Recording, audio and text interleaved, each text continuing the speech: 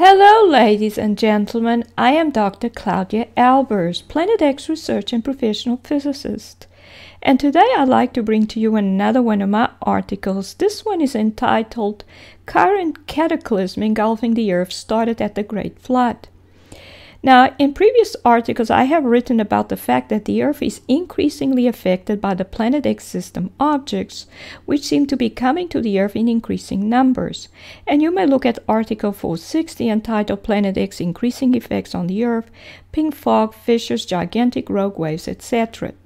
The Planet X system objects are dead stars, planets, and moons made up of a core surrounded by a debris field which used to be the object's outer layers. They are low in gravitational energy, which makes them have a low gravitational influence, and thus the debris, which seems to continuously be entering our atmosphere, leads to the creation of colored clouds and fog.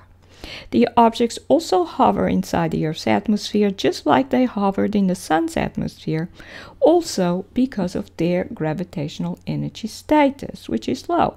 And you may look at Article 452 entitled Planet X Objects or Destroyers with Low Gravitational Influence. And here you see one of these objects in the Sun's corona. Actually another one. This one is covered in coronal atmosphere, and this one seems to be drawing denser material from the surface of the Sun chromosphere.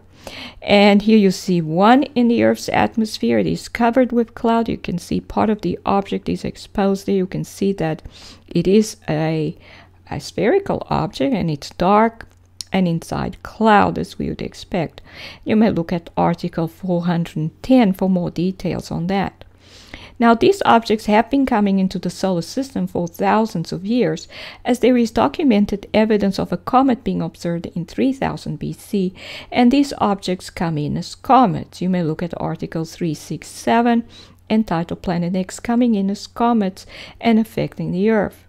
Since, according to the Bible, the Great Flood happened between 4,000 and 5,000 years ago, and since the solar system is actually inside the Planet X system, and for evidence on that, you may look at Article 368 entitled The Destroyer System, Planet X, and the Oort Cloud.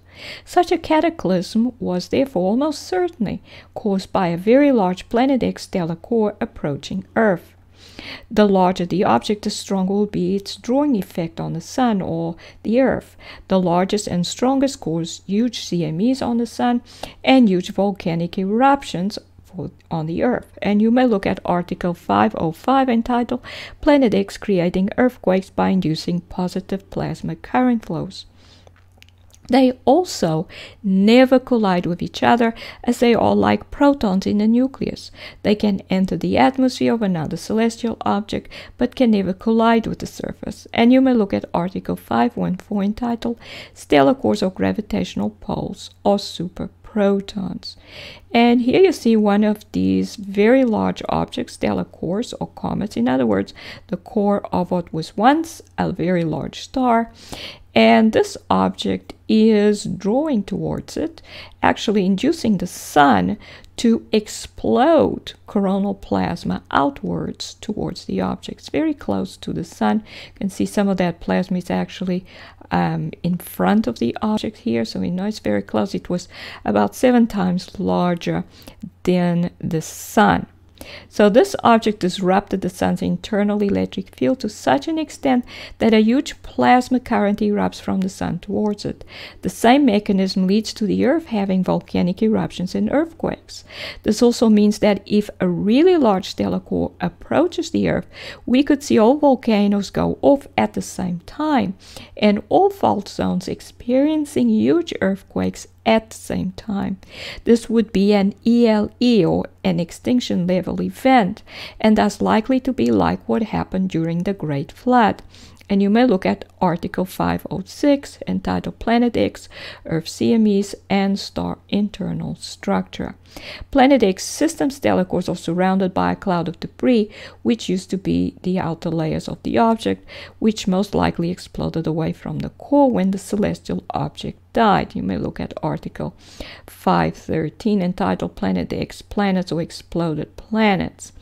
So a planet would go from this, a core, solid layers, The inner part will be molten, an atmosphere, to this. A core and a debris field around it. And the debris field will most likely be much larger than what is shown here. This is just for illustration. And you may look at Article 455 entitled Dying Stars Lose Their Planets and Become Stellar Cores of Comets. Now, what occurred at the flood was extremely dramatic and happened quickly, i.e. in less than a year. The Earth was ready to be inhabited again. However, the Earth was never the same, and the effects of the Planet X system on it never stopped.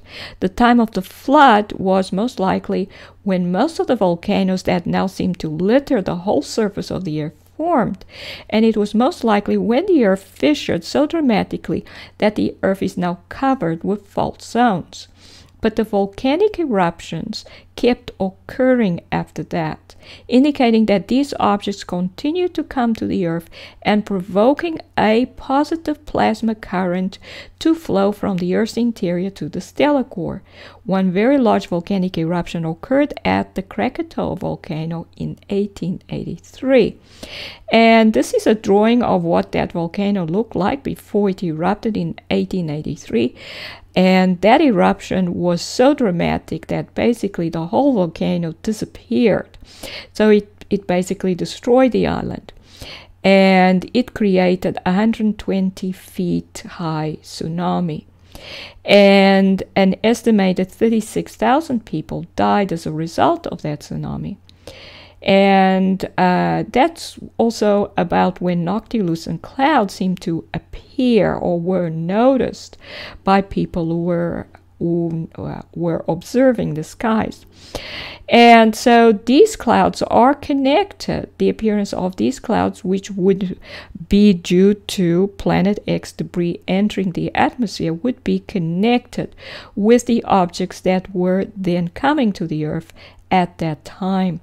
It does seem that what occurred at the Great Flood was the beginning of the Planet X system effect on the Earth. This effect was catastrophic at the time, and then things improved. But the planet was never the same again, and the effects continued on a smaller scale. So we are right now in the aftermath of that event, and we are also living in a time when the effects of this system on the Earth seem to be increasing. This increasing effect can be seen from the increasing number of volcanic eruptions, as well as increasing instability at supervolcanoes such as Yellowstone. So, for instance, Mount Etna in Italy seems to be going through a period of increased activity. It erupted on December 24th along a flank, something which had not occurred in 11 years. And on December 26th, the region of the volcano experienced a very shallow magnitude 5.1 earthquake, which caused considerable damage to buildings. And here's a photograph of that eruption.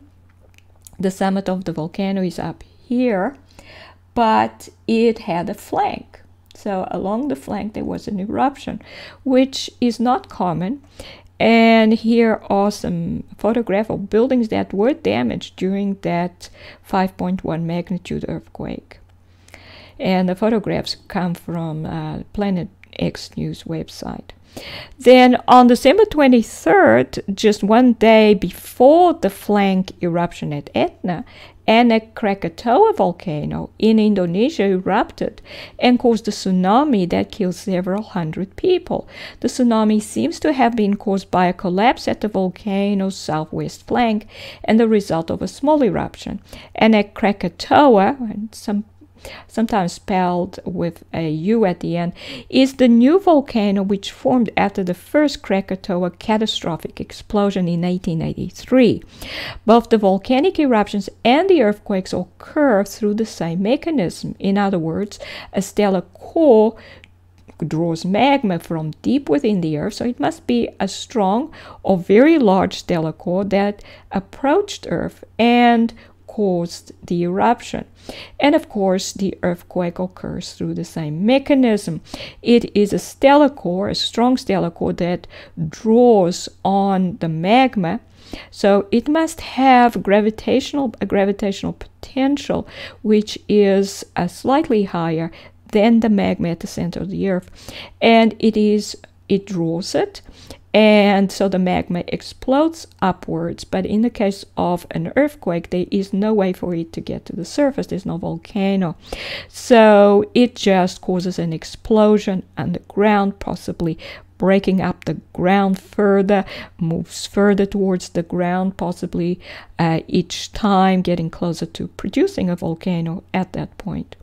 So the fact that the Mount Etna earthquake was extremely shallow, only about 1 kilometer in depth, indicates that the magma came close to reaching the surface. So in conclusion, Planet X most likely started affecting the Earth at the time of the Great Flood. The Earth never completely recovered from the event, as it was never the same, and it continued to be affected by these objects. In addition, the effects of these objects seem to be increasing, which may be described as a slowly growing cataclysmic event. And these are the references. This is Dr. Claudia Albers, Planet X physicist. Thank you for watching.